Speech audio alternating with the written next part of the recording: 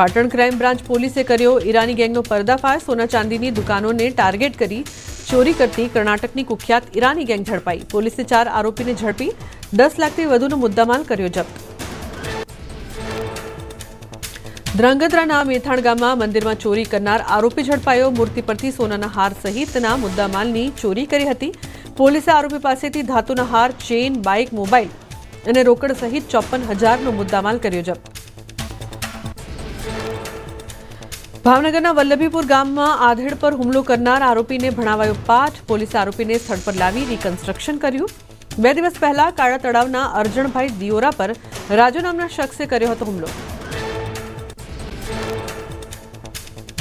સુરતના બારડોલીમાં નજીવી બાબતે 47 વર્ષના વાહન ચાલકની હત્યા।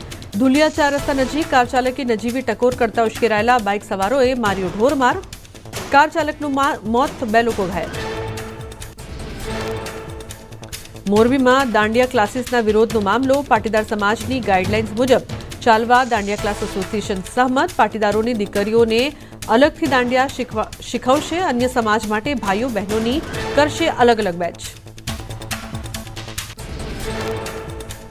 પાટીદાર બહુમતી વિસ્તારોમાં દાંડિયા ક્લાસ નહીં ચલાવી શકાય। બળજબરીથી ક્લાસ ચલાવવાનો પ્રયત્ન કરશે તો પાટીદાર સમાજના યુવાનોની કાયદો હાથમાં લેવાની ચીમકી। અન્ય સમાજના દાંડિયા ક્લાસીસમાં મેલ ફિમેલ કોચ અલગ